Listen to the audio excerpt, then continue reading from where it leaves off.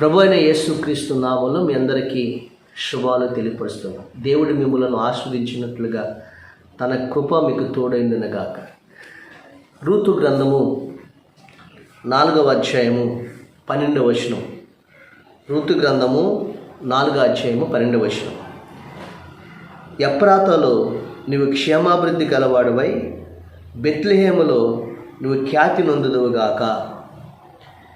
ఎఫ్రాతాలో నీవు క్షేమాభివృద్ధి కలిగిన వాడవై బెత్లెహేములో నువ్వు ఖ్యాతి నొందుదువుగాక. దేవుని స్తోత్రం. ఈరోజు దేవుని వాగ్దానం, నీవు క్షేమాభివృద్ధి నొందుదువుగాక, క్షేమము అభివృద్ధి నొందునుగాక. దేవుడు ఈ వాగ్దానం మీ జీవితంలో నెరవేర్చునుగాక. ఆమేన్. ప్రభునందు ప్రియులారా, ఈ మాట ఎవరితో చెప్తున్నారు? అనేకమైన కుటుంబాల్లో ఈరోజు క్షేమం కరువైంది. ఈరోజు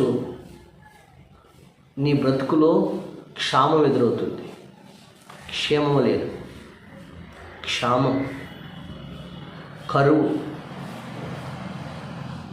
అనారోగ్యం, అప్పులు, దారిద్ర్యత ఈరోజున కుటుంబాలు ఏలుబడి చేస్తుంది. క్షామం అంటే ఒక కరువు అనే కాదు, అన్ని రీతులుగా. రెండోదంటే ఆత్మీయ క్షేమం, అంటే ఆత్మీయ జీవితంలో కరువు.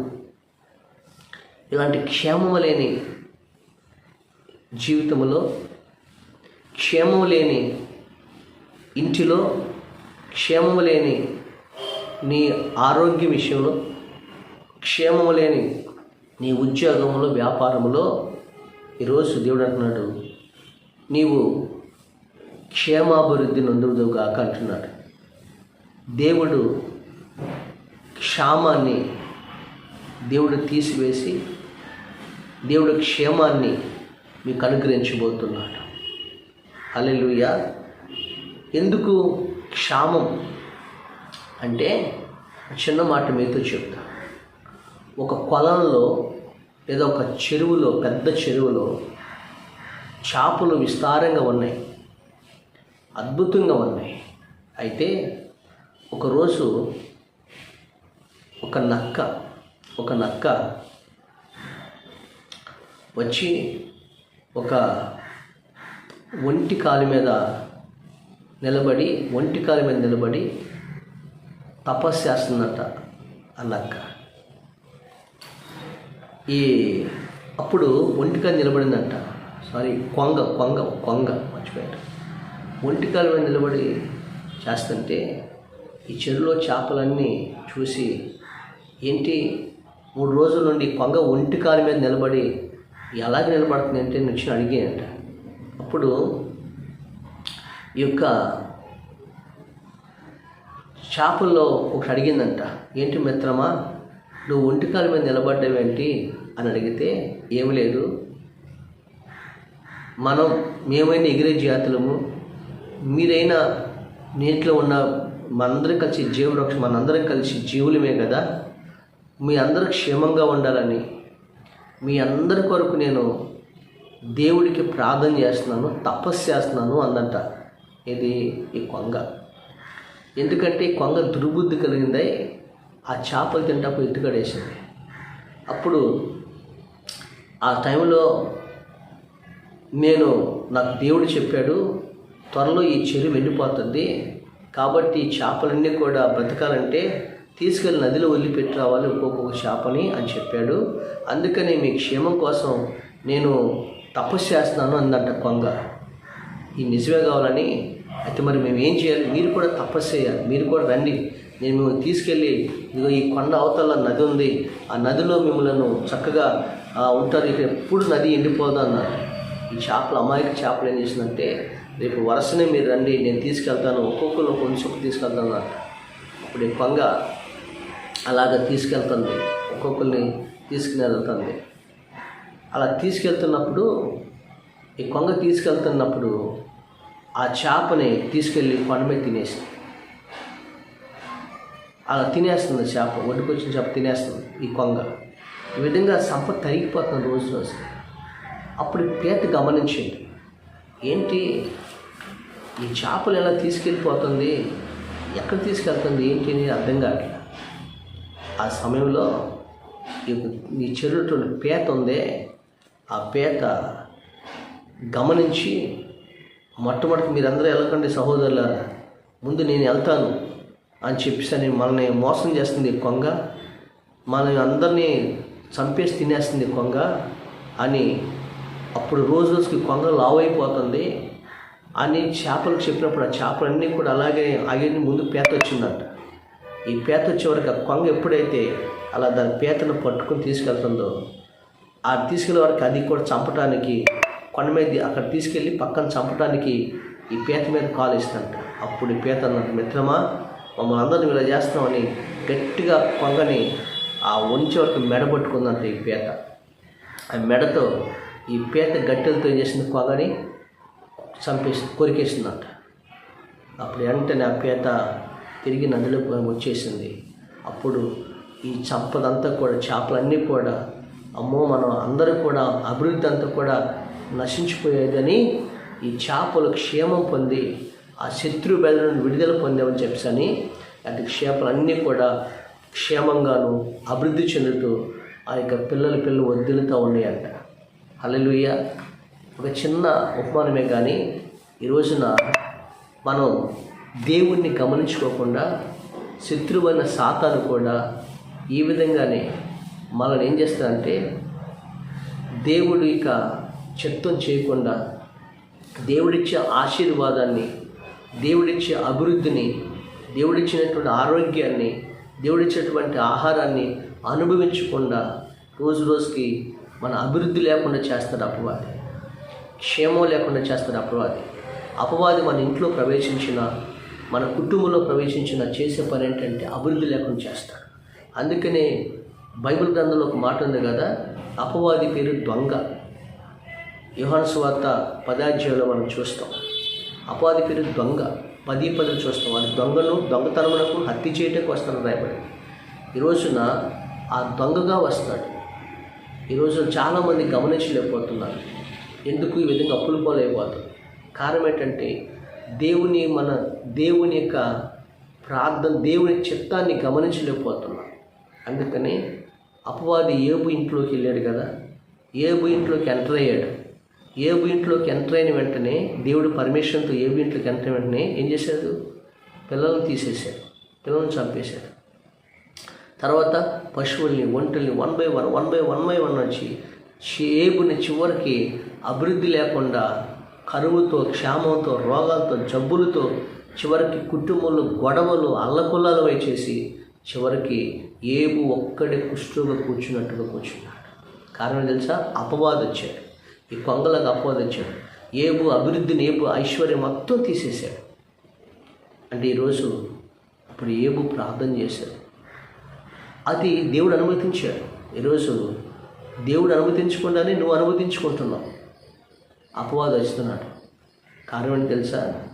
నువ్వు దేవుడికి చేయవలసిన ప్రార్థన చేయకపోవటం, దేవునికి ఇవ్వాల్సినటువంటి ప్రాధాన్యత దేవుడికి ఇవ్వకపోవటం, దేవుడి సన్నిధిలో వాక్యం ప్రకారం జీవించకపోవటం, నీ ఇంట్లో నీ కుటుంబంతో కలిసి దేవుడి సన్నిధిలో ప్రార్థన చేయకపోవటం, ఆ దేవుడి సన్నిధిలో నుండి నువ్వు తొలగిపోవటం వల్ల, ఆత్మీయ క్షేమాభివృద్ధి లేకపోవటం వల్ల అపవాది వచ్చి మన కుటుంబంలో వాడు తిష్ట వేసి కుటుంబాన్ని వాడు పతనం చేస్తున్నాడు. ఈరోజు చాలామంది కుటుంబాలు నాశనం అయిపోతాయి.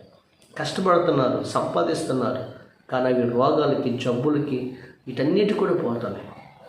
అయితే నువ్వేం చేయాలో తెలుసా? ఈరోజు ప్రభు చెప్తున్నాడు, దేవుడి క్షేమాన్ని ఇస్తానని చెప్తున్నాడు. దేవుని స్తోత్రం కలిగిన కానీ ఏబు జీవితం అంతా కూడా శూన్యమైపోయింది. అప్పుడు ఏబు ఏం చేసి తెలుసా? ఏబు తన స్నేహితుల నిమిత్తమే ప్రార్థన చేశాడు. నెంబర్ 1 మనం ఏం చేయాలంటే దేవుడి సన్నిధిలో చూడండి, మనం ఏం చేయాలి? మనం క్షేమంగా ఉండాలంటే మనం ఏం చేయాలి? బైబిల్ గ్రంథంలో చూస్తాం. ఏబు గ్రంథం 41వ అధ్యాయము, ఏబు గ్రంథం 41వ అధ్యాయము మనం 10వ వచనం మనం చూసినట్లయితే ఒక మాట, 42వ అధ్యాయం 10వ వచనం, 42 అధ్యాయం 10వ వచనం, ఏబు గ్రంథం 42 అధ్యాయం 10వ వచనం చూడండి.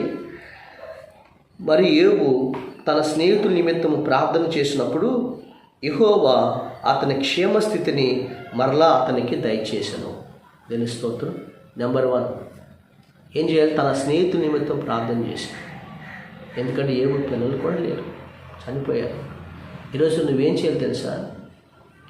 నీ బిడ్డల కోసం ప్రార్థన చేయాలి, నీ భర్త కోసం ప్రార్థన చేయాలి, నీ కోసం ప్రార్థన చేసుకోవాలి. నీ కుటుంబంలో నువ్వు ప్రార్థన చేసే ఒక ప్రార్థనా పరుడుగా లేదా ప్రార్థనా పరురాలుగా నీవు ఉండాలి. ఆ ప్రార్థన చేస్తేనే నీ జీవితంలో క్షేమం అనేది వస్తుంది. క్షేమం వస్తుంది. క్షేమం అనేది నీ జీవితంలో లేకపోతే క్షామం, కరువుతో అల్లాడిపోతుంటా. నీ బిడ్డల జీవితాల్లో ప్రార్థనలో కూర్చోాలి. వాళ్ళకి దేవుడు భయం లేదు, నీ భర్తకు భయం లేదు, నీకు భయం లేదు. కాబట్టి ఒక ప్రార్థన చేసే స్త్రీగా నువ్వు దేవుడి సన్నిధిలో కూర్చో. ఏం చేశాడు? తన స్నేహితులు ఏం చేశాడు? ప్రార్థన చేశాడు.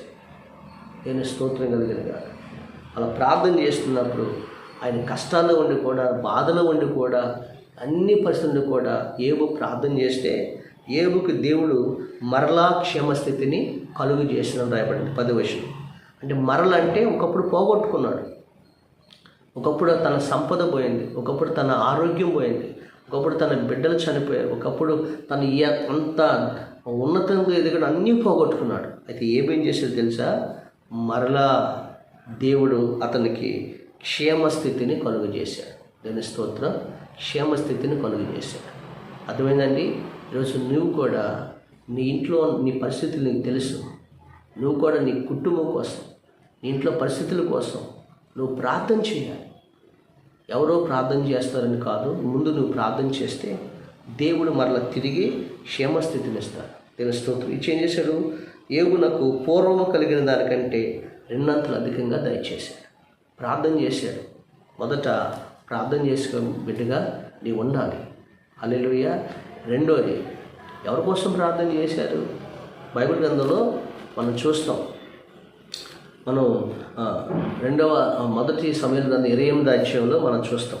మొదటి సమూయేలు గ్రంథంలో అక్కడ అంటాడు, ఏమంటాడంటే చూడండి, 25వ అధ్యాయం 6వ వచనం. ఆ భాగ్యవంతులతో సమూయేలు రాసిన మొదటి గ్రంథం 25వ అధ్యాయం 6వ వచనం. ఆ భాగ్యవంతులతో నీకును నీ ఇంటికిని నీకు కలిగిన అంతటికి క్షేమమవునుగాక అన్నాడు. రెండోది, ఏబు తనకి క్షేమాన్ని ఇచ్చాడు, తన ఆరోగ్యం వచ్చింది. అంటే కురుపులతో అన్ని కూడా ఆ ఆరోగ్యం వచ్చింది. మళ్ళా క్షేమస్థితిని ఇచ్చాడు, అతని క్షేమస్థితిని ఇచ్చాడు. ఎక్కడ? నీ ఇంటి వారందరికీ దేవుడి క్షేమాన్ని ఇవ్వాలి. అప్పుడు ఎవరితో చెప్తున్నా? ఆ భాగ్యవంతులతో చెప్తున్నాడు. అంటే దావీదు పనివారు. భాగ్యవంతుడు అంటే ఎవరంటే నాబాలు.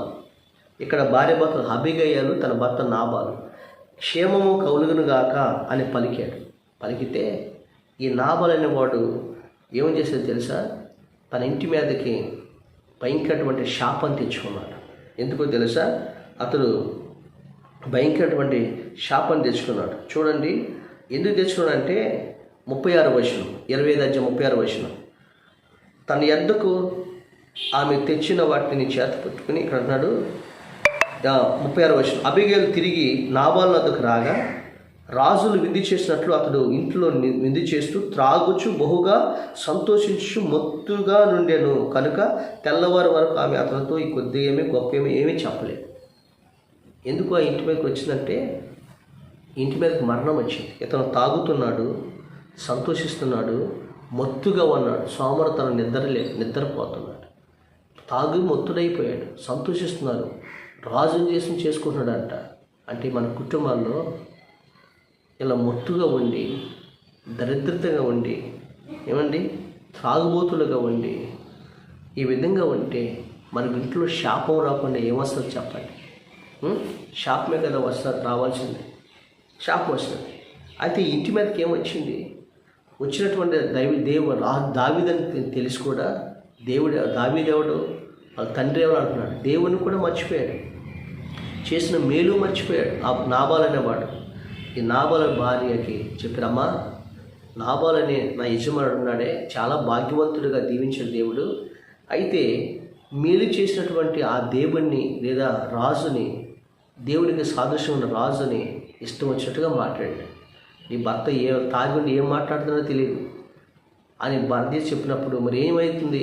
తెల్లారిపాటికి నీ భర్తని, నీ పిల్లల్ని చంపేస్తాడికి, ఇంటి అంత పెంటకుప్పలాగా చేయటం వస్తున్నాడని ఆ పని వాళ్ళు ఆ అబిగయల్తో చెప్పారు. మనం చూసినట్లయితే చెప్పారు. జాగ్రత్తగా వినండి. అలా చెప్పినప్పుడు వెంటనే ఆమెకి ఏం మాట్లాడక 17వ వచనం 25 వచనం అంటుంది. 17వ వచనం, అయితే మా యజమానికి అతని ఇంటి వారికి అందరికీ కీడు చేయి నిశ్చయించి ఉన్నారు కనుక ఇప్పుడు నువ్వు చేయవలసిన దాన్ని బహుగా జాగ్రత్తగా ఆలోచించము. తన యజమానుడు బహు పనికిమాలినవాడు, ఎవరిని తనతో మాట్లాడనీయడు అనెను. యజమాడు అంటే అబిగయల్ భార్య అబిగయల్ చెప్తున్నారు, అమ్మా యజమానుడు పనికిమాలినవాడమ్మా అని ఎవరితో మాట్లాడినవాడమ్మా, ప్రార్థన చేయడం, అమ్మ చేసిన మేలు మర్చిపోయాడమ్మా అని యజమాని చెప్తున్నప్పుడు ఆమె భర్త అబిగయల్, ఆ భార్య అబిగయల్ వెంటనే ఆ దావీదుకు కావాల్సిన అన్నీ కూడా సిద్ధపరిచి ఆమె వచ్చి చూడండి ఏమంటుందంటే, జాగ్రత్త వినండి. 23వ వచనం, అబిగయలు దావీదును కనుగొని గార్దుమామ నుండి త్వరగా దిగి దావీదునకు సాష్టాంగ నమస్కారం చేసి అతని పాదములను పట్టుకుని ఎట్లనను, నా ఏలినవాడా, ఈ దోషము నాదని ఎంచుము, నీ దాసులను మాట్లాడినము, నీ దాసులను నేను చెప్పిన మాట్లాడినము అని చెప్పి, అయ్యా నా భర్త పనికిమాలినవాడు, అయ్యా అతని మాటలు లక్ష్య పెట్టకము అని ఏం చేసింది తెలుసా? తన భర్త తాగుబోతుడుగా ఉంటే, తన పిల్లల మీదకి శాపం వస్తుంటే, తెల్లవారిపాటికి దావీదు తన సైన్యం వచ్చి ఆ ఇంటిని నాశనం చేయబోతుంటే ఈ భార్య ఏం చేసింది తెలుసా? రాత్రిపూట వెళ్ళి ఆ వస్తున్నటువంటి దావీదును తన సైన్యాన్ని ఎదుర్కొని ఆయన పాదాలు పట్టుకుని బతిమలాడుతుంది, అయ్యా మేము భాగ్యవంతులమే కానీ మా బ్రతుకుల్లో ఆయన బ్రతుకుల్లో దేవుడు లేడయ్యా, ఇచ్చిన భాగ్యముతో విచ్చలవిడిగా తాగుతున్నాడయ్యా, నా బిడ్డలు ఇలా ఉన్నారయ్యా, ఆ ఇల్లంతా పనికిమాలిన ఇంటిగా తయారైపోయిందయ్యా, నన్ను క్షమించయ్యా, నీ దాసులు నన్ను క్షమించాయని దావీదు పాదాలు పట్టుకుని తన భర్త కోసం, తన బిడ్డల కోసం కన్నీరు కార్చి దావీదు పాదాల దగ్గర ఏడుస్తుంది. దేవుని స్తోత్రం. నీ ఇంట్లో ఎందుకని నీవు నీ కుటుంబం, నీ భర్త కోసం ప్రార్థన చేయి, నీ బిడ్డల కోసం ప్రార్థన చేయి. అలా విధంగా లోకానుసారంగా పాడైపోతుంటే, లోకానుసారంగా ఆయన తిరుగుతుంటే ఆ బిడ్డలకి మరి శాపము రాక, దరిద్రత రాక, మరణాలు రాక ఏమవుతుందో చెప్పండి. ఈరోజున ఆమె ఏడుస్తుంది, తన బిడ్డల కోసం ఏడుస్తుంది. ఏమో భాగ్యవంతురాలు ఏడుస్తుంది. ఆ దావీదుకి ఏం కావాలని తీసుకెళ్ళి రాత్రి అంతా. అప్పుడు ఏమన్నా తెలుసండి, ప్రార్థించినామంటే చూడండి 33వ వచనం, నేను పగ తీర్చుకొనుకున్నట్లును ఈ దినము నా ప్రాణము తీయకుండాను నన్ను ఆపినందుకై నీవు ఆశీర్వాదము నొందుదువు గాక, నీవు చూపిన బుద్ధి విషయమై నీకు ఆశీర్వాదము కలుగును గాక. తెలుస్తుంది. చూసారండి, శాపం వచ్చింది, తెల్లారపడి తన ఇంటి మీదకి మరణం రాబోతుంది. అయితే ఆ తల్లి ప్రార్థన, తన ఇంటి మీదకి శాపం పోయి ఆశీర్వాదం వచ్చింది, మరణం పోయి జీవం వచ్చింది. తన భర్తని, తన బిడ్డల్ని ఆమె బ్రతికించుకుంది. తన ఇంటి మీదకి వచ్చిన శాపాన్ని తొలగించుకుంది. ఎవరు? అబిగయల్. దేని స్తోత్రం. ఏబు తన క్షేమస్థితి కోసం, తన స్నేహితుల కోసం ప్రార్థన చేస్తే దేవుడు తన క్షేమస్థితిని ఇచ్చాడు. ఈరోజు సంఘం కోసం, నీ కుటుంబం కోసం ప్రార్థన చేయాలి. రెండోది, అబిగయలు తన భర్త కోసం, తన బిడ్డల కోసం, తన కుటుంబం కోసం ప్రార్థన చేస్తే మరణము పోయి జీవం వచ్చి మరణం నుండి తప్పించబడ్డారు. ఈరోజు ఎంతమంది డబ్బున్న వారి ఇంట్లో మరణాలు చెలరేగుతున్నాయి. ఏమండి, ఎంత భయంకరంగా మనం టీవీ వార్తల్లో చూస్తున్నాం. దేవుడు లేని కుటుంబాల్లో అది శపించబడిన కుటుంబం అయిపోతుంది. ఈరోజు అబిగయలు ఎంత ప్రార్థన చేస్తుందో అంత ప్రార్థన చేసింది. హల్లెలూయా, దేవుని స్తోత్రం. కాబట్టి ఈ రోజున నీకు క్షేమ స్థితిని మరలా ఏబు 2 అంతలు ఇచ్చాడు. అబిగయల్కి ఆశీర్వించబడింది. దేవుని స్తోత్రం. అభివృద్ధి పొందాలి. చూడండి, బైబిల్ గ్రంథంలో అభివృద్ధి ఏబీ చెప్తున్నాడు. 22వ అధ్యాయము ఒకసారి చూసి ప్రార్థన చేసుకుందాం. ఏబు అంటాడు 22వ అధ్యాయం చూడండి ఒకసారి. అక్కడ 22వ అధ్యాయం చూడండి, 23వ వచనం. 22వ అధ్యాయం చూడండి, ఏబు గ్రంథము 22 అధ్యాయం 21 వచనం. ఆయనతో నువ్వు సహవాసం చేసినడలా నీకు సమాధానం కలుగును. ఆయనతో నువ్వు సహవాసం చేయాలి, అలాగనే మేలు కలుగును. అప్పుడు ఆయన నోటి ఉపదేశమును అవలంబించము, దేవుడి వాక్యం వినాలి. తర్వాత ఆయన మాటలు నీ హృదయంలో ఉంచుకోవాలి. సర్వశక్తి వైపు నువ్వు తిరగాలి. అప్పుడు నీ గుడారములో నుండి 33 వచనం, గుడారములో నుండి దుర్మార్గము దూరముగా తొలగించినడలా నీవు అభివృద్ధి పొందెదవు. దేవుని స్తోత్రం. క్షేమము, రెండోది అభివృద్ధి. అంటే క్షేమము అభివృద్ధి కావాలంటే ఏం చేయాలి? నా భర్త పనికిమాలడయ్యా అని ఒప్పుకుంది. ఏమో ప్రార్థన చేసేది స్నేహితుల కోసం. ఈరోజు అభివృద్ధి చెందాలంటే ఏంటంటే నీ గుడారములో నుండి దుర్మార్గతను తీసివేయాలి. గుడారం అంటే మన హృదయం, మన జీవితం. నీ హృదయంలో ఉన్నటువంటి దుర్మార్గత ఏముందో దాన్ని తీసేయాలి. హిజ్కియా హృదయంలో గర్వం ఉంది, అందుకని మరణకరమైన రోగం వచ్చింది. అప్పుడైతే ఆ గర్వాన్ని విడిచి తను తగ్గించుకుని ప్రార్థన చేశాడో మళ్ళా తిరిగి దేవుడు అతను అభివృద్ధి చేశాడు. అతను మళ్ళా దేవుడు స్వస్థపరిచాడు. కన్నీళ్ళు కార్చి హిజ్కియా ప్రార్థన చేస్తే మళ్ళీ తిరిగి అభివృద్ధిని దేవుడు కలుగు చేశాడు. దేవుని స్తోత్రం కలిగినగా. గుడారములో దుర్మార్గతను తీసివేయాలి. దుర్మార్గతను తీసివేయకపోతే నువ్వు ఎప్పటికైనా కానీ అంతమైపోతావు మా జీవితంలో. సౌలు దేవుడిలో ఎదిగినవాడే, ఆ హృదయంలో దుర్మార్గత ఉంది. దావీదును చంపటానికి ఎన్నో ప్రయత్నాలు చేశాడు. చివరికి సౌలు మధ్యలో చనిపోయాడు. కాబట్టి నీ హృదయంలో ఉన్న దుర్మార్గత, హృదయంలో అంటే ఏముందో కలహం, అర్చలు, పాపము, ఇవన్నీ కూడా తీసివేసుకున్నాడలా అప్పుడు నువ్వు అభివృద్ధి చెందుతావు. అలా తీసివేయాలంటే మనం తీసుకోలేము. అందుకని ప్రభువు అన్నాడు 21 వచనంలో, ఆయనతో సహవాసం చేయాలి. ప్రతిరోజు దేవుడి సన్నిధిలో ఏం చేయాలి? ప్రార్థన చేయాలి. అప్పుడు నీకు సమాధానం కలుగుతుంది. సమాధానం లేని కుటుంబాలు ఎన్నోవన్నీ. రెండోది నీకు మేలు కలుగుతుంది అంటున్నాడు 22వ వచనంలో, మేలు కలుగును అంటున్నాడు. చూసారండి. తర్వాత ఏం చేయాలి? ఆయనతో సహవాసం చేయాలి. 2, ఆయన నోటి ఉపదేశం ఆలకించాలి. దేవుని వాక్యం చదవాలి, దేవుని వాక్యం వినాలి. ఆయన వాక్యం వింటే మన జీవితాల్లో ఆశీర్వాదం. వాక్యం చదవాలి. తర్వాత ఆయన మాట నీ హృదయంలో ఉంచుకోవాలి. ఆయన మాట నీ హృదయంలో ఉంచుకోవాలి. నీ హృదయంలో లేకపోతే ఆయన వాక్యం తెల్లారిపాటు వదిలిపెట్టేస్తే ఎలా దీవించబడతావు? హృదయం ఉంచుకోవాలి. 3, నీ గుడారంలో సర్వశక్తి వైపు తిరగాలి. ఎవరి వైపు తిరగాలి చెప్పండి? దేవుడి వైపు తిరగాలి. దేవుడి వైపు తిరగాలి. మనుషుల వైపు కాదు, లోకం వైపు కాదు, కష్టమైతే దేవుడి వైపు తిరిగి నీవు గుడారమును దుర్మార్గము దూరంగా తీసివేసినడలా నీవు అభివృద్ధి చెందేదవు. దేవుని స్తోత్రం. అభివృద్ధి చెందేదవు అంటే దేవునితో సహవాసం చేయాలి. ఏమండి? రెండవది దేవుని వాక్యాన్ని చదవాలి, వినాలి. మూడవది నీవు ఆయన మాటలు ఎప్పుడు హృదయంలో ఉంచుకోవాలి. నాలుగవది నీ హృదయంలో దుర్మార్గం దూరముగా తీసివేసుకోవాలి. హల్లెలూయా. అప్పుడు నువ్వు అభివృద్ధి చెందుతావు అన్నది. ఒకటి క్షేమము, రెండోది అభివృద్ధి. ఈరోజున ఏబుకి పోయిన క్షేమస్థితి మరలా దేవుడు ఇచ్చాడు. కారణం తన స్నేహితుల కోసం ప్రార్థన చేసి యథార్థంగా ఉన్నాడు. తన అబిగయలు తన భర్త కోసం, తన బిడ్డల కోసం కన్నీరుగా దావీదు పాదాలు పుట్టిన ఏడ్చింది. క్షేమాన్ని మరి తనకి, తన ఇంటి వరకు క్షేమాన్ని కలుగు చేసేది దేవుడు. అభివృద్ధి, నీ హృదయంలో ఉన్న దుర్మార్గం తీసివేసుకోవాలి. ఆయనతో సహవాసం చేయాలి.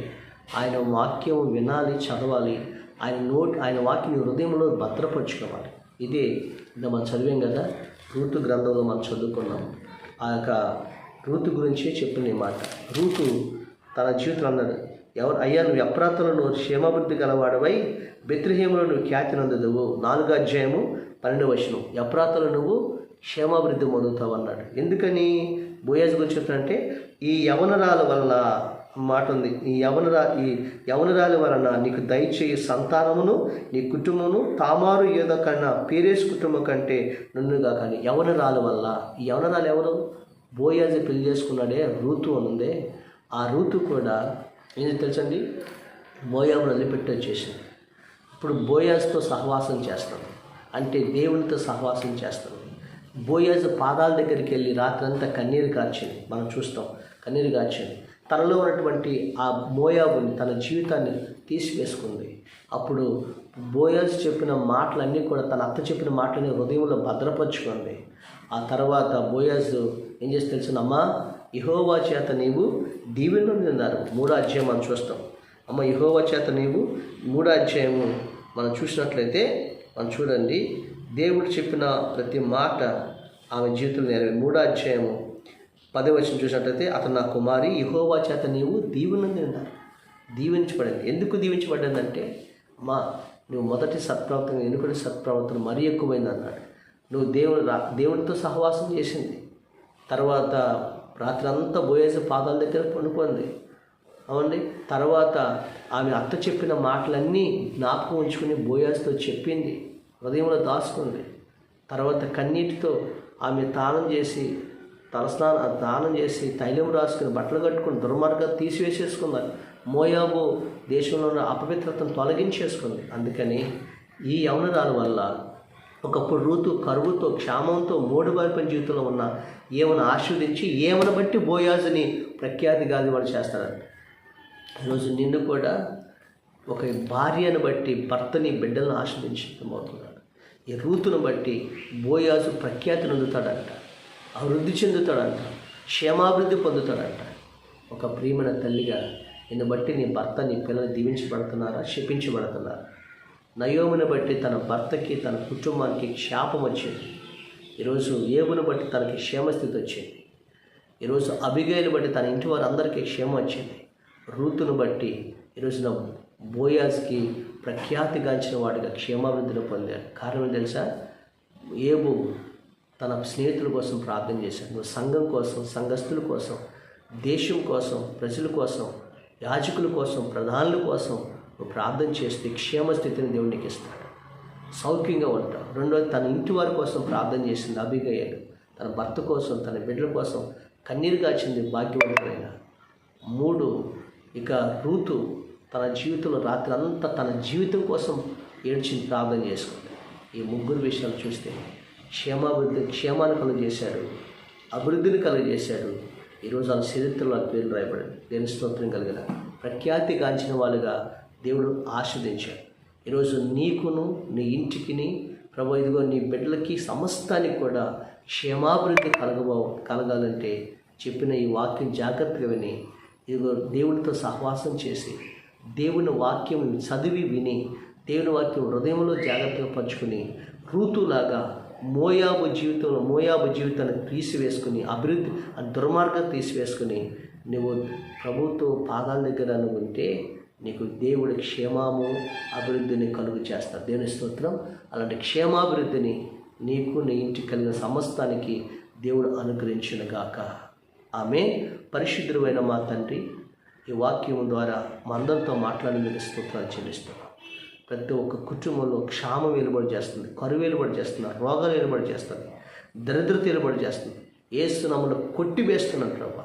భర్తని ప్రభా బంధకాలు విడిపించండి, బిడ్డల బంధకాలు విడిపించండి, కుటుంబంలో ఉన్నటువంటి అప్పుల నుంచి విడుదల చేయండి, అనారోగ్యం విడుదల చేసి యేసు నామములో క్షేమమును, సంతోషము, సమాధానం ప్రతి కుటుంబంలో ప్రభా మీరు ఏలుబడిచినట్లుగా మీరు ఆశ్రదించి అపవాదికి బంధించమని యేసు నామములో నాము తండ్రి. ఆమేన్. దేవుడు మీకు క్షేమం కలుగు చేయనుగాక. ఆమేన్. ప్రభు అయిన యేసుక్రీస్తు నామములో మీ అందరికీ శుభాలు తెలియపరుస్తున్నాం. దేవుడు మిమ్మల్ని ఆస్వాదించినట్లుగా తన కృప మీకు తోడైందనగాక. రూతు గ్రంథము 4వ అధ్యాయము 12వ వచనం. రూతు గ్రంథము 4వ అధ్యాయము 12వ వచనం. ఎఫ్రాతాలో నీవు క్షేమాభివృద్ధి గలవాడువై బెత్లెహేములో నువ్వు ఖ్యాతి నొందుదువుగాక. ఎఫ్రాతాలో నీవు క్షేమాభివృద్ధి కలిగిన వాడవై బెత్లెహేములో నువ్వు ఖ్యాతి నొందుదువుగాక. దేవుని స్తోత్రం. ఈరోజు దేవుని వాగ్దానం, నీవు క్షేమాభివృద్ధి నొందుదువుగాక, క్షేమము అభివృద్ధి నొందునుగాక. దేవుడు ఈ వాగ్దానం మీ జీవితంలో నెరవేర్చునుగాక. ఆమేన్. ప్రభునందు ప్రియులారా, ఈ మాట ఎవరితో చెప్తున్నారు? అనేకమైన కుటుంబాల్లో ఈరోజు క్షేమం కరువైంది. ఈరోజు నీ బ్రతుకులో క్షామం ఎదురవుతుంది. క్షేమం లేదు, క్షామం, కరువు,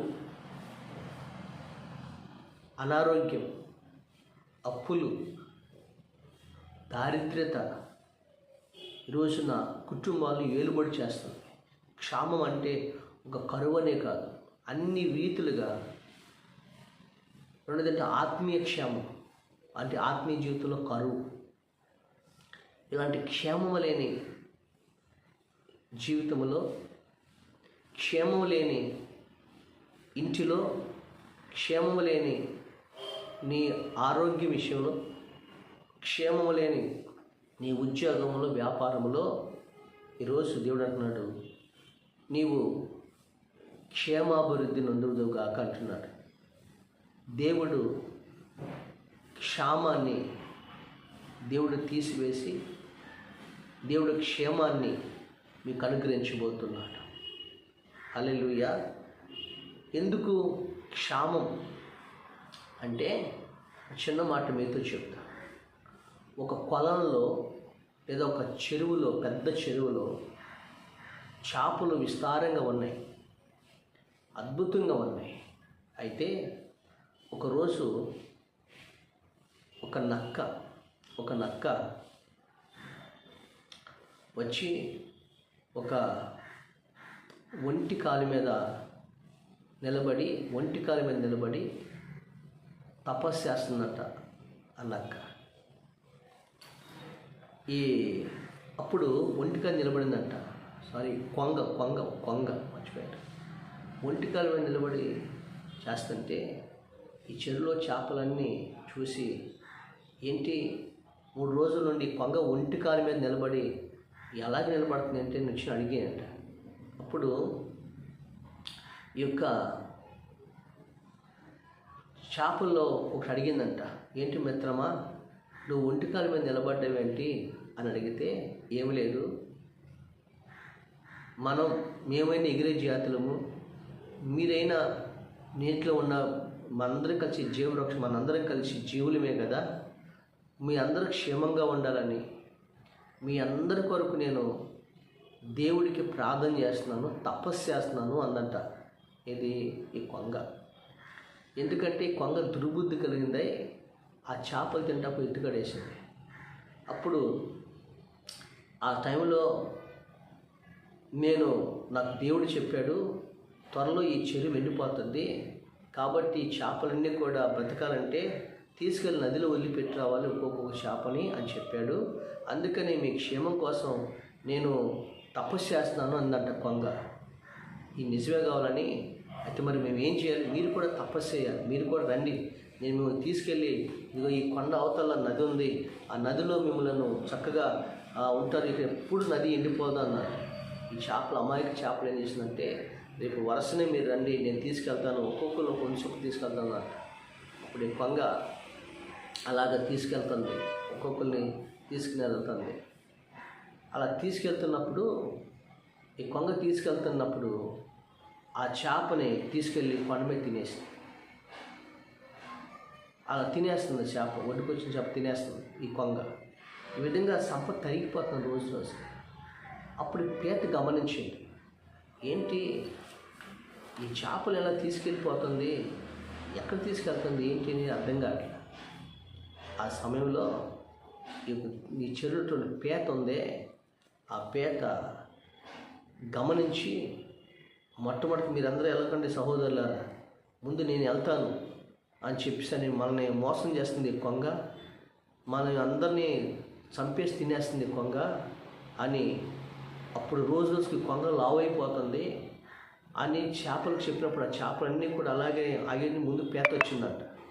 ఈ పేత వచ్చేవరకు ఆ కొంగ ఎప్పుడైతే అలా దాని పేతను పట్టుకుని తీసుకెళ్తుందో, ఆ తీసుకెళ్ళే వరకు అది కూడా చంపడానికి కొండ మీద అక్కడ తీసుకెళ్ళి పక్కన చంపడానికి ఈ పీత మీద కాలు ఇస్తుంట. అప్పుడు ఈ పీత అన్నట్టు, మిత్రమా మమ్మల్ని అందరిని ఇలా చేస్తామని గట్టిగా కొంగని ఆ ఉంచే వరకు మెడబట్టుకుందంట ఈ పీత. ఆ మెడతో ఈ పీత గట్టెలతో ఏం చేసింది, కొంగని కొరికేసిందంట. అప్పుడు వెంటనే ఆ పీత తిరిగి నదిలో వచ్చేసింది. అప్పుడు ఈ సంపదంతా కూడా, చేపలన్నీ కూడా, అమ్మో మనం అందరూ కూడా అభివృద్ధి అంతా కూడా నశించిపోయేదని ఈ చేపలు క్షేమం పొంది ఆ శత్రు బెదల నుండి విడుదల పొందామని చెప్పని అటు చేపలన్నీ కూడా క్షేమంగాను అభివృద్ధి చెందుతూ ఆ యొక్క పిల్లలు వద్దులుతూ ఉన్నాయంట. హల్లెలూయా.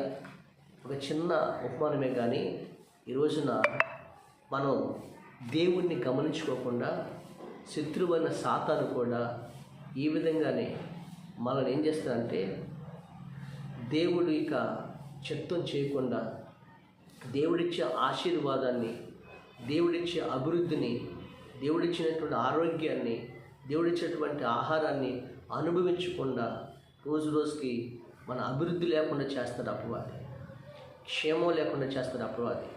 అపవాది మన ఇంట్లో ప్రవేశించిన, మన కుటుంబంలో ప్రవేశించిన చేసే పని ఏంటంటే అభివృద్ధి లేకుండా చేస్తాడు. అందుకనే బైబిల్ గ్రంథంలో ఒక మాట ఉంది కదా, అపవాది పేరు దొంగ. యోహాను సువార్త 10వ అధ్యాయంలో మనం చూస్తాం. అపవాది పేరు దొంగ. 10 చూస్తాం. అది దొంగతనమునకు హత్య చేయటానికి వస్తాను రాయబడి. ఈరోజున ఆ దొంగగా వస్తాడు. ఈరోజు చాలామంది గమనించలేకపోతున్నారు. ఎందుకు ఈ విధంగా అప్పులు పోలేకపోతారు? కారణం ఏంటంటే దేవుని యొక్క ప్రార్థన, దేవుని చిత్తాన్ని గమనించలేకపోతున్నాం. అందుకని అపవాది ఏబు ఇంట్లోకి వెళ్ళాడు కదా, ఏబు ఇంట్లోకి ఎంటర్ అయ్యాడు. ఏబు ఇంట్లోకి ఎంటర్ అయిన వెంటనే దేవుడు పర్మిషన్తో ఏబు ఇంట్లోకి ఎంటర్ అయిన వెంటనే ఏం చేశాడు? పిల్లలను తీసేశాడు, పిల్లలను చంపేశాడు. తర్వాత పశువుల్ని, ఒంటల్ని వన్ బై వన్ వచ్చి ఏబుని చివరికి అభివృద్ధి లేకుండా కరువుతో, క్షామంతో, రోగాలతో, జబ్బులతో, చివరికి కుటుంబంలో గొడవలు, అల్లకొల్లాలు చేసి చివరికి ఏబు ఒక్కడే కుష్ఠుగా కూర్చున్నట్టుగా కూర్చున్నాడు. కారణం తెలుసా? అపవాది వచ్చాడు. ఈ కొంగలకు అపవాది వచ్చాడు. ఏబు అభివృద్ధిని, ఏబు ఐశ్వర్యం మొత్తం తీసేశాడు. అంటే ఈరోజు ఇప్పుడు ఏబు ప్రార్థన చేశాడు, అది దేవుడు అనుమతించాడు. ఈరోజు దేవుడు అనుమతించకుండానే నువ్వు అనుమతించుకుంటున్నావు. అపవాది వస్తున్నాడు. కారణం ఏంటి తెలుసా? నువ్వు దేవుడికి చేయవలసిన ప్రార్థన చేయకపోవటం, దేవునికి ఇవ్వాల్సినటువంటి ప్రాధాన్యత దేవుడికి ఇవ్వకపోవటం, దేవుడి సన్నిధిలో వాక్యం ప్రకారం జీవించకపోవటం, నీ ఇంట్లో నీ కుటుంబంతో కలిసి దేవుడి సన్నిధిలో ప్రార్థన చేయకపోవటం, ఆ దేవుడి సన్నిధిలో నుండి నువ్వు తొలగిపోవటం వల్ల, ఆత్మీయ క్షేమాభివృద్ధి లేకపోవటం వల్ల అపవాది వచ్చి మన కుటుంబంలో వాడు తిష్ట వేసి కుటుంబాన్ని వాడు పతనం చేస్తున్నాడు. ఈరోజు చాలామంది కుటుంబాలు నాశనం అయిపోతాయి. కష్టపడుతున్నారు, సంపాదిస్తున్నారు, కానీ అవి రోగాలకి, జబ్బులకి, వీటన్నిటి కూడా పోతున్నాయి. అయితే నువ్వేం చేయాలి తెలుసా? ఈరోజు ప్రభు చెప్తున్నాడు, దేవుడు క్షేమాన్ని ఇస్తానని చెప్తున్నాడు. దేవుని స్తోత్రం కలిగిన కానీ ఏబు జీవితం అంతా కూడా శూన్యమైపోయింది. అప్పుడు ఏబు ఏం చేసి తెలుసా? ఏబు తన స్నేహితుల నిమిత్తమే ప్రార్థన చేశాడు. నెంబర్ 1 మనం ఏం చేయాలంటే దేవుడి సన్నిధిలో చూడండి, మనం ఏం చేయాలి? మనం క్షేమంగా ఉండాలంటే మనం ఏం చేయాలి? బైబిల్ గ్రంథంలో చూస్తాం. ఏబు గ్రంథం 41వ అధ్యాయము, ఏబు గ్రంథం 41వ అధ్యాయము మనం 10వ వచనం మనం చూసినట్లయితే ఒక మాట, 42వ అధ్యాయం 10వ వచనం, 42 అధ్యాయం 10వ వచనం, ఏబు గ్రంథం 42 అధ్యాయం 10వ వచనం చూడండి. మరి ఏబు తన స్నేహితుల నిమిత్తము ప్రార్థన చేసినప్పుడు యెహోవా అతని క్షేమస్థితిని మరలా అతనికి దయచేసెను. దేని స్తోత్రం. నెంబర్ 1 ఏం చేయాలి? తన స్నేహితుల నిమిత్తం ప్రార్థన చేశాడు. ఎందుకంటే ఏబు పిల్లలు కూడా లేరు, చనిపోయారు. ఈరోజు నువ్వేం చేయాలి తెలుసా? నీ బిడ్డల కోసం ప్రార్థన చేయాలి, నీ భర్త కోసం ప్రార్థన చేయాలి, నీ కోసం ప్రార్థన చేసుకోవాలి. నీ కుటుంబంలో నువ్వు ప్రార్థన చేసే ఒక ప్రార్థనా పరుడుగా లేదా ప్రార్థనా పరురాలుగా నీవు ఉండాలి. ఆ ప్రార్థన చేస్తేనే నీ జీవితంలో క్షేమం అనేది వస్తుంది. క్షేమం వస్తుంది. క్షేమం అనేది నీ జీవితంలో లేకపోతే క్షామం, కరువుతో అల్లాడిపోతుంటా. నీ బిడ్డల జీవితాల్లో ప్రార్థనలో కూర్చోాలి. వాళ్ళకి దేవుడు భయం లేదు, నీ భర్తకు భయం లేదు, నీకు భయం లేదు. కాబట్టి ఒక ప్రార్థన చేసే స్త్రీగా నువ్వు దేవుడి సన్నిధిలో కూర్చో. ఏం చేశాడు? తన స్నేహితులు ఏం చేశాడు? ప్రార్థన చేశాడు. నేను స్తోత్రం కలిగినగా అలా ప్రార్థన చేస్తున్నప్పుడు ఆయన కష్టాల్లో ఉండి కూడా, బాధలో ఉండి కూడా అన్ని పరిస్థితుల్లో కూడా ఏబు ప్రార్థన చేస్తే ఏబుకి దేవుడు మరలా క్షేమస్థితిని కలుగు చేసిన రాయబడింది 10వ వచనం. అంటే మరలంటే ఒకప్పుడు పోగొట్టుకున్నాడు, ఒకప్పుడు తన సంపద పోయింది, ఒకప్పుడు తన ఆరోగ్యం పోయింది, ఒకప్పుడు తన బిడ్డలు చనిపోయారు, ఒకప్పుడు తను అంత ఉన్నతంగా ఎదగడం అన్నీ పోగొట్టుకున్నాడు. అయితే ఏమేం చేసేది తెలుసా? మరలా దేవుడు అతనికి క్షేమస్థితిని కలుగు చేశాడు. దేవుని స్తోత్రం. క్షేమస్థితిని కలుగు చేశాడు. అర్థమైందండి?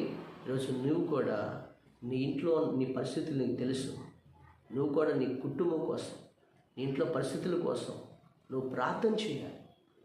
ఎవరో ప్రార్థన చేస్తారని కాదు, ముందు నువ్వు ప్రార్థన చేస్తే దేవుడు మరలా తిరిగి క్షేమస్థితిని ఇస్తాడు. దేవుని స్తోత్రం. ఇచ్చి ఏం చేశాడు? ఏబునకు పూర్వము కలిగిన దానికంటే 2 అంతలు అధికంగా దయచేశాడు. ప్రార్థన చేశాడు. మొదట ప్రార్థన చేసుకో బిడ్డగా నీవు ఉండాలి. హల్లెలూయా. రెండోది, ఎవరి కోసం ప్రార్థన చేశారు? బైబిల్ గ్రంథంలో మనం చూస్తాం. మనం మొదటి సమూయేలు గ్రంథం 28వ అధ్యాయంలో మనం చూస్తాం. మొదటి సమూయేలు గ్రంథంలో అక్కడ అంటాడు, ఏమంటాడంటే చూడండి, 25వ అధ్యాయం 6వ వచనం. ఆ భాగ్యవంతులతో సమూయేలు రాసిన మొదటి గ్రంథం 25వ అధ్యాయం 6వ వచనం. ఆ భాగ్యవంతులతో నీకును నీ ఇంటికిని నీకు కలిగిన అంతటికి క్షేమమవునుగాక అన్నాడు. రెండోది, ఏబు తనకి క్షేమాన్ని ఇచ్చాడు, తన ఆరోగ్యం వచ్చింది. అంటే కురుపులతో అన్ని కూడా ఆ ఆరోగ్యం వచ్చింది. మళ్ళా క్షేమస్థితిని ఇచ్చాడు, అతని క్షేమస్థితిని ఇచ్చాడు. ఎక్కడ? నీ ఇంటి వారందరికీ దేవుడి క్షేమాన్ని ఇవ్వాలి. అప్పుడు ఎవరితో చెప్తున్నాడు? ఆ భాగ్యవంతులతో చెప్తున్నాడు. అంటే దావీదు పనివారు. భాగ్యవంతుడు అంటే ఎవరంటే నాబాలు. ఇక్కడ భార్య భర్తలు అబీగయలు, తన భర్త నాబాలు.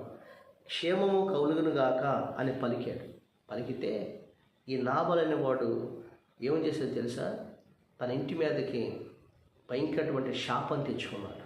ఎందుకో తెలుసా? అతడు భయంకరటువంటి శాపం తెచ్చుకున్నాడు. చూడండి ఎందుకు తెచ్చుకున్నాడంటే 36వ వచనం, 25వ అధ్యాయం 36వ వచనం. తన యొద్దకు ఆమె తెచ్చిన వాటిని చేత పట్టుకుని ఇక్కడ అన్నాడు 36వ వచనం. అబీగయలు తిరిగి నాబాలు వద్దకు రాగా రాజులు విందు చేసినట్లు అతడు ఇంట్లో విందు చేస్తూ త్రాగుచు బహుగా సంతోషించు మొత్తుగా నుండెను కనుక తెల్లవారు వరకు ఆమె అతనితో ఈ కొద్ది గొప్ప ఏమీ చెప్పలేదు. ఎందుకు ఆ ఇంటి మీదకి వచ్చిందంటే ఇంటి మీదకి మరణం వచ్చింది. ఇతను తాగుతున్నాడు, సంతోషిస్తున్నాడు, మత్తుగా ఉన్నాడు, సోమరతనం నిద్రపోతున్నాడు, తాగు మొత్తుడైపోయాడు, సంతోషిస్తున్నారు, రాజుని చేసుకుంటున్నాడంట. అంటే మన కుటుంబాల్లో ఇలా మొత్తుగా ఉండి, దరిద్రతగా ఉండి, తాగుబోతులుగా ఉండి, ఈ విధంగా ఉంటే మనకి ఇంట్లో శాపం రాకుండా ఏమొస్తుంది చెప్పండి?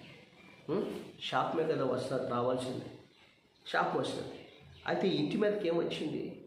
వచ్చినటువంటి దావీదని తెలిసి కూడా దావీదెవడు, వాళ్ళ తండ్రి ఎవరు అంటున్నాడు. దేవుని కూడా మర్చిపోయాడు, చేసిన మేలు మర్చిపోయాడు. ఆ నాబాల్ అనేవాడు ఈ నాబాల భార్యకి చెప్పిరమ్మా, నాబాల్ అనే నా యజమానుడు ఉన్నాడే, చాలా భాగ్యవంతుడిగా దీవించాడు దేవుడు. అయితే మేలు చేసినటువంటి ఆ దేవుణ్ణి లేదా రాజుని, దేవునికి సాదృశ్యం ఉన్న రాజుని ఇష్టం వచ్చినట్టుగా మాట్లాడాడు. నీ భర్త తాగుండి ఏం మాట్లాడుతున్నాడో తెలియదు అని భార్య చెప్పినప్పుడు మరి ఏమవుతుంది? తెల్లారిపాటికి నీ భర్తని నీ పిల్లల్ని చంపేస్తానికి ఇంటి అంత పెంటగొప్పలాగా చేయటం వస్తున్నాడని ఆ పని వాళ్ళు నా అబీగయలతో చెప్పారు. మనం చూసినట్లయితే చెప్పారు. జాగ్రత్తగా వినండి.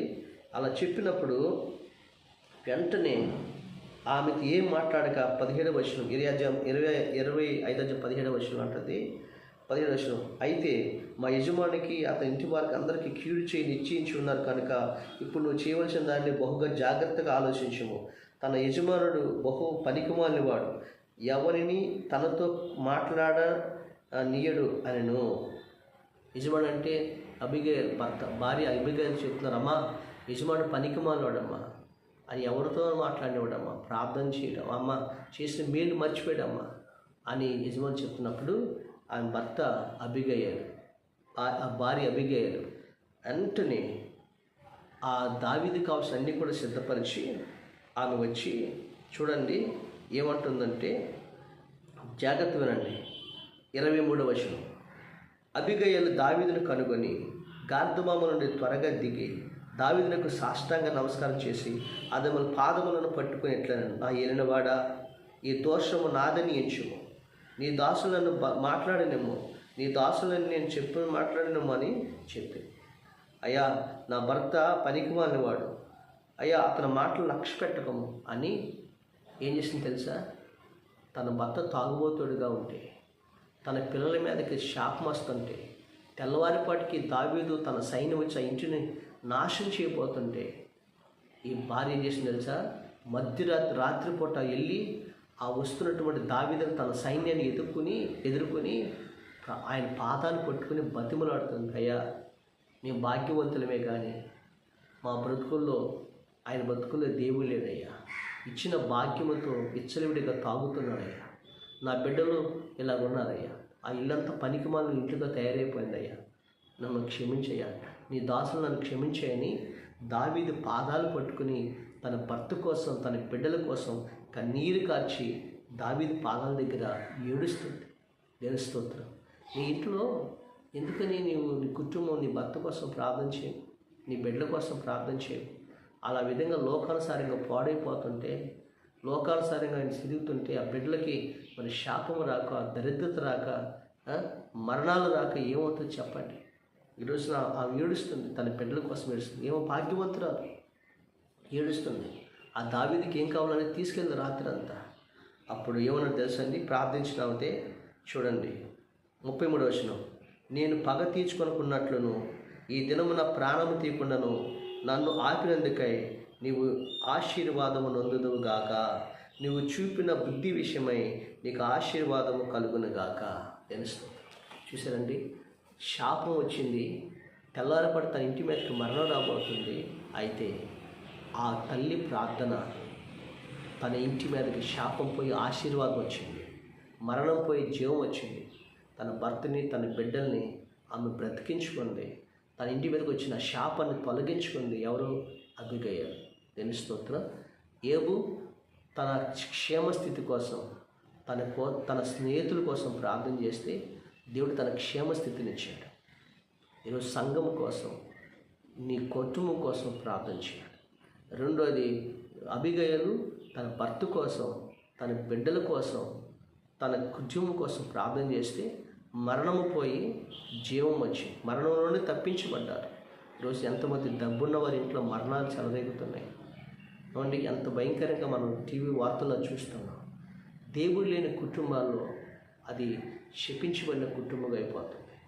ఈరోజు అబిగయలు ఎంత ప్రార్థన చేస్తుందో అంత ప్రార్థన చేసింది. హల్లెలూయా, దేవుని స్తోత్రం. కాబట్టి ఈ రోజున నీకు క్షేమ స్థితిని మరలా ఏబు 2 అంతలు ఇచ్చాడు. అబిగయల్కి ఆశీర్వించబడింది. దేవుని స్తోత్రం. అభివృద్ధి పొందాలి. చూడండి, బైబిల్ గ్రంథంలో అభివృద్ధి ఏబే చెప్తున్నాడు. 22వ అధ్యాయము ఒకసారి చూసి ప్రార్థన చేసుకుందాం. ఏబు అంటాడు, 22వ అధ్యాయం చూడండి ఒకసారి. అక్కడ 22వ అధ్యాయం చూడండి, 23వ వచనం. 22వ అధ్యాయం చూడండి, ఏబు గ్రంథము 22వ అధ్యాయం 21వ వచనం. ఆయనతో నువ్వు సహవాసం చేసినడలా నీకు సమాధానం కలుగును. ఆయనతో నువ్వు సహవాసం చేయాలి, అలాగనే మేలు కలుగును. అప్పుడు ఆయన నోటి ఉపదేశమును అవలంబించము. దేవుడి వాక్యం వినాలి. తర్వాత ఆయన మాటలు నీ హృదయంలో ఉంచుకోవాలి. సర్వశక్తి వైపు నువ్వు తిరగాలి. అప్పుడు నీ గుడారములో నుండి 33వ వచనం, గుడారములో నుండి దుర్మార్గము దూరముగా తొలగించేడలా నీవు అభివృద్ధి పొందేదవు. దేవుని స్తోత్రం. క్షేమము, రెండోది అభివృద్ధి. అంటే క్షేమము అభివృద్ధి కావాలంటే ఏం చేయాలి? నా భర్త పనికిమాలినయ్యా అని ఒప్పుకుంది. ఏబు ప్రార్థన చేసేది స్నేహితుల కోసం. ఈరోజు అభివృద్ధి చెందాలంటే ఏంటంటే నీ గుడారములో నుండి దుర్మార్గతను తీసివేయాలి. గుడారం అంటే మన హృదయం, మన జీవితం. నీ హృదయంలో ఉన్నటువంటి దుర్మార్గత ఏముందో దాన్ని తీసేయాలి. హిజ్కియా హృదయంలో గర్వం ఉంది, అందుకని మరణకరమైన రోగం వచ్చింది. అప్పుడైతే ఆ గర్వాన్ని విడిచి తను తగ్గించుకుని ప్రార్థన చేశాడో మళ్ళా తిరిగి దేవుడు అతను అభివృద్ధి చేశాడు. అతను మళ్ళా దేవుడు స్వస్థపరిచాడు. కన్నీళ్ళు కార్చి హిజ్కియా ప్రార్థన చేస్తే మళ్ళీ తిరిగి అభివృద్ధిని దేవుడు కలుగు చేశాడు. దేవుని స్తోత్రం కలిగినగా. గుడారములో దుర్మార్గతను తీసివేయాలి. దుర్మార్గతను తీసివేయకపోతే నువ్వు ఎప్పటికైనా కానీ అంతమైపోతావు మా జీవితంలో. సౌలు దేవుడిలో ఎదిగిన వాడే, ఆ హృదయంలో దుర్మార్గత ఉంది. దావీదును చంపటానికి ఎన్నో ప్రయత్నాలు చేశాడు. చివరికి సౌలు మధ్యలో చనిపోయాడు. కాబట్టి నీ హృదయంలో ఉన్న దుర్మార్గత, హృదయంలో అంటే ఏముందో, కలహం, హత్యలు, పాపము, ఇవన్నీ కూడా తీసివేసుకున్నాడలా అప్పుడు నువ్వు అభివృద్ధి చెందుతావు. అలా తీసివేయాలంటే మనం తీసుకోలేము. అందుకని ప్రభువు అన్నాడు 21వ వచనంలో, ఆయనతో సహవాసం చేయాలి. ప్రతిరోజు దేవుడి సన్నిధిలో ఏం చేయాలి? ప్రార్థన చేయాలి. అప్పుడు నీకు సమాధానం కలుగుతుంది. సమాధానం లేని కుటుంబాలు ఎన్నో ఉన్నాయి. రెండోది నీకు మేలు కలుగుతుంది అంటున్నాడు 22వ వచనంలో, మేలు కలుగును అంటున్నాడు. చూసారండి. తర్వాత ఏం చేయాలి? ఆయనతో సహవాసం చేయాలి. 2, ఆయన నోటి ఉపదేశం ఆలకించాలి. దేవుని వాక్యం చదవాలి, దేవుని వాక్యం వినాలి. ఆయన వాక్యం వింటే మన జీవితాల్లో ఆశీర్వాదం. వాక్యం చదవాలి. తర్వాత ఆయన మాట నీ హృదయంలో ఉంచుకోవాలి. ఆయన మాట నీ హృదయంలో ఉంచుకోవాలి. నీ హృదయంలో లేకపోతే ఆయన వాక్యం తెల్లారిపాటు వదిలిపెట్టేస్తే ఎలా దీవించబడతావు? హృదయం ఉంచుకోవాలి. 3, నీ గుడారంలో సర్వశక్తి వైపు తిరగాలి. ఎవరి వైపు తిరగాలి చెప్పండి? దేవుడి వైపు తిరగాలి. దేవుడి వైపు తిరగాలి. మనుషుల వైపు కాదు, లోకం వైపు కాదు, కష్టమైంది. దేవుడి వైపు తిరిగి నీవు గుడారమును దుర్మార్గము దూరంగా తీసివేసినలా నీవు అభివృద్ధి చెందేదవు. దేవుని స్తోత్రం. అభివృద్ధి చెందేదవు అంటే దేవునితో సహవాసం చేయాలి. ఏమండి? రెండవది దేవుని వాక్యాన్ని చదవాలి, వినాలి. మూడవది నీవు ఆయన మాటలు ఎప్పుడు హృదయంలో ఉంచుకోవాలి. నాలుగవది నీ హృదయంలో దుర్మార్గం దూరముగా తీసివేసుకోవాలి. హల్లెలూయా. అప్పుడు నువ్వు అభివృద్ధి చెందుతావు అన్నది. ఒకటి క్షేమము, రెండోది అభివృద్ధి. ఈరోజున ఏబుకి పోయిన క్షేమస్థితి మరల దేవుడు ఇచ్చాడు. కారణం తన స్నేహితుల కోసం ప్రార్థన చేసి యథార్థంగా ఉన్నాడు. తన అబిగయలు తన భర్త కోసం, తన బిడ్డల కోసం కన్నీరుగా దావీదు దగ్గర పాదాలు పుట్టిన ఏడ్చింది. క్షేమాన్ని మరి తనకి, తన ఇంటి వరకు క్షేమాన్ని కలుగు చేసేది దేవుడు. అభివృద్ధి, నీ హృదయంలో ఉన్న దుర్మార్గం తీసివేసుకోవాలి. ఆయనతో సహవాసం చేయాలి. ఆయన వాక్యం వినాలి, చదవాలి. ఆయన వాక్యం నీ హృదయంలో భద్రపరుచుకోవాలి. ఇదే మనం చదివాం కదా, రూతు గ్రంథంలో మనం చదువుకున్నాం. ఆ యొక్క రూతు గురించే చెప్పిన ఈ మాట. రూతు తన జీవితంలో అన్నాడు, అయ్యా నువ్వు ఎఫ్రాతాలో నువ్వు క్షేమాభివృద్ధి గలవాడవై బెత్లెహేములో నువ్వు ఖ్యాతి నందుదువు. 4వ అధ్యాయము 12వ వచనం. ఎఫ్రాతాలో నువ్వు క్షేమాభివృద్ధి పొందుతావు అన్నాడు. ఎందుకని బోయాజు గురించి చెప్తానంటే, ఈ యవనరాల వలన మాట ఉంది, ఈ యవనరాల వలన నీకు దయచేయి సంతానమును నీ కుటుంబమును తామారు ఏదో కన్నా పేరేసు కుటుంబం కంటే నున్నుగా. కానీ యవనరాల వల్ల, ఈ యవనరాలు ఎవరు? బోయాజు పెళ్లి చేసుకున్నాడే రూతు అని ఉందే, ఆ రూతు కూడా ఏంటి తెలుసండి, మోయాబును వదిలిపెట్టి వచ్చేసింది. ఇప్పుడు బోయాజుతో సహవాసం చేస్తాను అంటే దేవునితో సహవాసం చేస్తాను. బోయాజు పాదాల దగ్గరికి వెళ్ళి రాత్రంతా కన్నీరు కార్చింది. మనం చూస్తాం, కన్నీరు కార్చింది. తనలో ఉన్నటువంటి ఆ మోయాబుని, తన జీవితాన్ని తీసివేసుకుంది. అప్పుడు బోయాజు చెప్పిన మాటలన్నీ కూడా, తన అత్త చెప్పిన మాటలని హృదయంలో భద్రపరుచుకుంది. ఆ తర్వాత బోయాజు ఏం చేసి తెలుసునమ్మా, యెహోవా చేత నీవు దీవెనలు నిన్నారు. 3వ అధ్యాయం మనం చూస్తాం. అమ్మ యెహోవా చేత నీవు, 3వ అధ్యాయము మనం చూసినట్లయితే మనం చూడండి, దేవుడు చెప్పిన ప్రతి మాట ఆమె జీవితంలో నెరవేరు. 3వ అధ్యాయము 10వ వచనం చూసినట్లయితే, అతను నా కుమారి యెహోవా చేత నీవు దీవెనలు నిన్నారు. దీవించబడింది. ఎందుకు దీవించబడిందంటే, అమ్మా నువ్వు మొదటి సత్ప్రవర్తన, ఎన్నుకునే సత్ప్రవర్తన మరీ ఎక్కువైంది అన్నాడు. నువ్వు దేవునితో సహవాసం చేసింది. తర్వాత రాత్రి అంతా బోయాజు పాదాల దగ్గర పడుకుంది. అవునండి. తర్వాత ఆమె అత్త చెప్పిన మాటలన్నీ జ్ఞాపకం ఉంచుకుని బోయాజుతో చెప్పింది, హృదయంలో దాచుకుంది. తర్వాత కన్నీటితో ఆమె స్నానం చేసి తైలం రాసుకుని బట్టలు కట్టుకుని దుర్మార్గం తీసివేసేసుకున్నారు. మోయాబు దేశంలో ఉన్న అపవిత్రతను తొలగించేసుకుంది. అందుకని ఈ యవనరాల వల్ల ఒకప్పుడు రూతు కరువుతో, క్షామంతో, మోడుబారిపోయిన జీవితంలో ఉన్న ఏమను ఆశీర్వదించి ఏమను బట్టి బోయాజుని ప్రఖ్యాతి గాలి వాడు చేస్తాడంట. ఈరోజు నిన్ను కూడా ఒక భార్యను బట్టి భర్తని బిడ్డలను ఆశ్రదించమవుతున్నాడు. ఈ రూతును బట్టి బోయాజు ప్రఖ్యాతి పొందుతాడంట, అభివృద్ధి చెందుతాడంట, క్షేమాభివృద్ధి పొందుతాడంట. ఒక ప్రియమైన తల్లిగా నిన్ను బట్టి నీ భర్త నీ పిల్లలు దీవించబడుతున్నారా, శపించబడుతున్నారా? నయోమును బట్టి తన భర్తకి తన కుటుంబానికి శాపం వచ్చింది. ఈరోజు ఏబును బట్టి తనకి క్షేమస్థితి వచ్చింది. ఈరోజు అబిగైలు బట్టి తన ఇంటి వారందరికీ క్షేమం వచ్చింది. రూతును బట్టి ఈరోజున బోయాజ్కి ప్రఖ్యాతిగాంచిన వాడిగా క్షేమాభివృద్ధిని పొందాడు. కారణం తెలుసా? ఏబు తన స్నేహితుల కోసం ప్రార్థన చేశాడు. నువ్వు సంఘం కోసం, సంఘస్థుల కోసం, దేశం కోసం, ప్రజల కోసం, యాజకుల కోసం, ప్రధానుల కోసం నువ్వు ప్రార్థన చేస్తే క్షేమస్థితిని దేవుడు నీకు ఇస్తాడు, సౌఖ్యంగా ఉంటావు. రెండోది, తన ఇంటి వారి కోసం ప్రార్థన చేసింది అబిగయలు. తన భర్త కోసం, తన బిడ్డల కోసం కన్నీరు కాచింది భాగ్యవంతులైన.